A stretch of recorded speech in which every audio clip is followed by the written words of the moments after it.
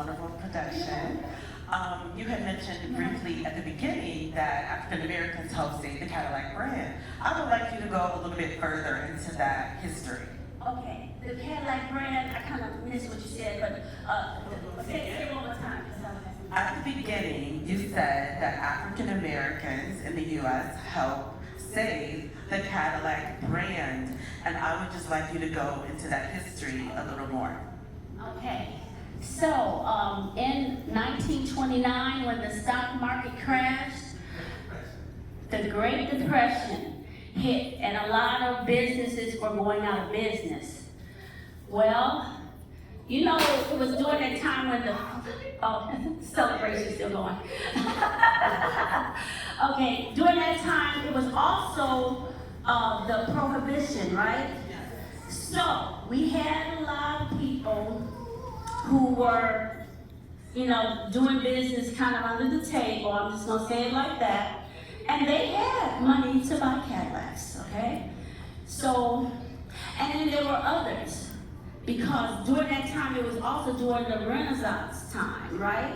So you had prominent black people, you had a lot of doctors and lawyers in that time, because inventors, all of those people had the money and the wherewithal to buy Cadillacs, and they actually saved the brand. And you can do your own research and find out more as well, okay? So go to you know, Wikipedia, and it has it all. All right, I'm gonna let the family say something. You sure you want to say it from here? Okay. Hi everyone. My name is Mildred.D. This is Dwight Scales, his wife Pam, my cousin Dianne, and my cousin Dianne. We're all Taylors, and we're proud to be cousins of Mildred.D.Taylor. We all grew up together. We used to go over to Wilbur's house every Saturday after going to the art museum, and they would fix us hot dogs and chips, and we thought that was the best weekend thing we could do. But we're very close. We call each other brother and sister, actually. But I'm also very proud of Dianne Webb and her efforts and her interest and respect for Mildred's works. This is one of the many books that Mildred has written.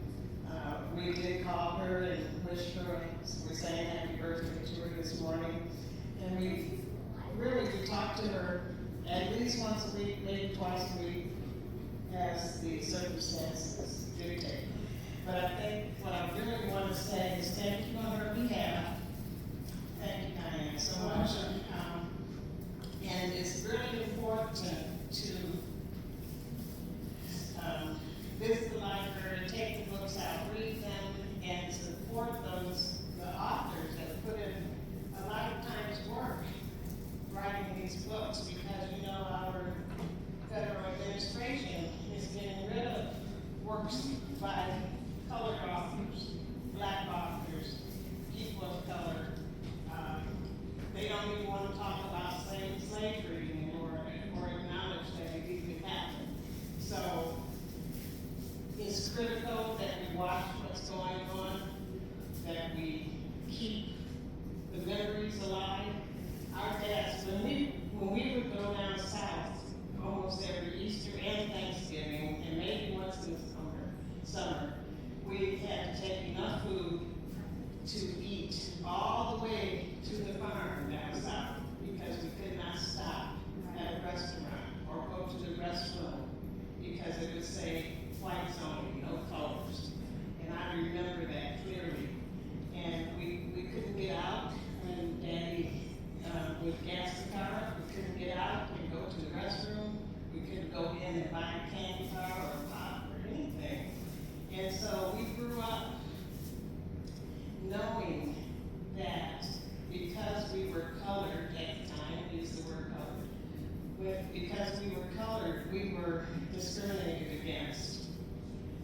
We saw that in the South, but Daddy and all his brothers and sisters, most of our in the 40s came up here to the north after the war. So we have a lot of memories of things that were unpleasant, scary. I remember, I think I was in high school and we were driving down south and we got pulled over. Now my dad and his brothers they always loved Cadillacs and Buicks and whatever. And they did work hard to buy those. But I remember getting stopped and Daddy would always caution us, don't you say a word, and we knew not to say anything. We couldn't look at the people, at the police officers. It was a very scary experience. And they made Daddy get out the car and go to the back, to the trunk. We didn't know if he was gonna walk back to the driver's seat. And, but nothing happened at that stop, but the police car followed us all the way to the state line because he didn't believe that a colored family could afford a car like that. So we can really relate to the stories. And a lot of the books that Mildred wrote are either dedicated to her dad or mom, my dad, your mom, to one of the family members who were parents. And we've heard the stories all of our lives. Now, I'm probably the least verbal, but I just felt that I had to share that with you. So thank you. You did good. She says she's the least verbal. I can't say that at all. I think she did a fantastic job. She did a fantastic job.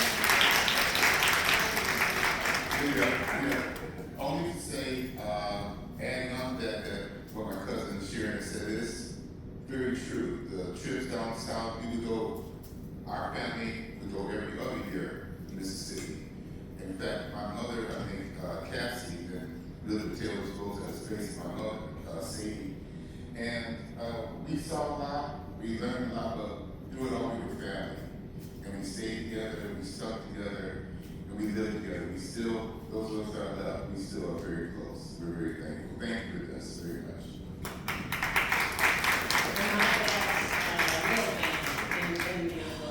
Okay.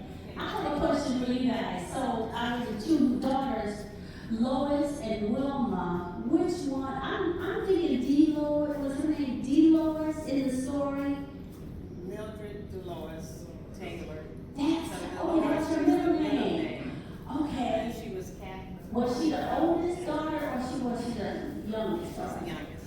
Okay. So stand up, Dolores. Stand up, Dolores. Yes, that's Dolores. That's Mildred.D.Taylor. Stand up, Wilma. She's the oldest sister. And did they have any brothers, other brothers? It was just the two of them? Oh, cool. Now, there's a letter here that I got on August 31st, which is opposite of like 30, you switch 33, 1, 13, so here we are on the 13th, and my birthday is December 13th, so I'm in the 13th club. So anyway, here's a letter that I got on August, well, she wrote it on August 31st. It was postmarked on the 6th of September. Or no, it was the 3rd of September. It was the 3rd. And then I got it on the 6th of September. And that made a big difference for me. Because Miss Sharon, right? Yeah. I asked you 3 years ago if it would be okay to do this play. My answer was so disappointing. And then I went back to work in the schools. I was doing these songs with my students, and they were just sounding so good, and they were so, I'm like, oh, we gotta do this, we have to do this. And so here we are at the library where the gold Cadillac is housed. So if you haven't seen it yet, if you're in the audience here, go over across to the the foyer where the children's library is, and you'll see somebody already sitting in that car, because they love that car. So that was the inspiration. And oh, one other thing. Yes. Oh, okay. Y'all gonna take that portrait home. That portrait. That's yours.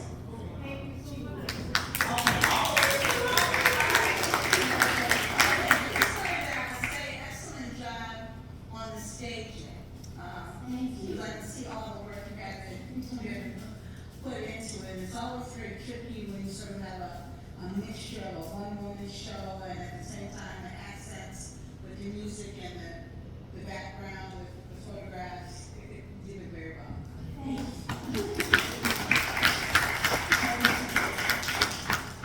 I appreciate it as well. It's always good to learn more about the history of where we were actually born and raised. We always hear history from other cities and towns, but every time I hear something new, to me it's like, okay, I'm feeling it, all right. It gives me more inspiration to even find more deeper purpose within myself, or help somebody else find their purpose so they can bring it back home to Toledo, Ohio. Also, I would like to just throw out there, I was just rolling through my phone. You said the Great Depression, The Renaissance. the Renaissance, that was kind of within about the same decade as Black Wall Street. So take that into consideration. Greenwood was not the only Black Wall Street. I do believe, I know, based off of the information that I read, but I would venture to say that there were multiple Black Wall Streets, whether it be here in Toledo, Ohio, or Cleveland, or Columbus. There were more. Outside of Chicago, outside of Detroit, there were more. Anybody else want to say it? No one else?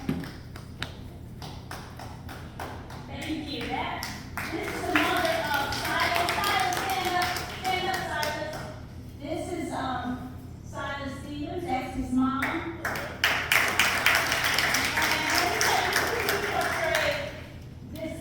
This February, he portrayed Art Taylor. He was the blind Art Taylor in the show that I did at Kent Branch Library.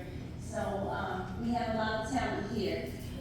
Let's have the students stand up, and I want you to, we have time, stand up over here, and if you introduce yourself. No, we're gonna do this one at a time. We're gonna start with you.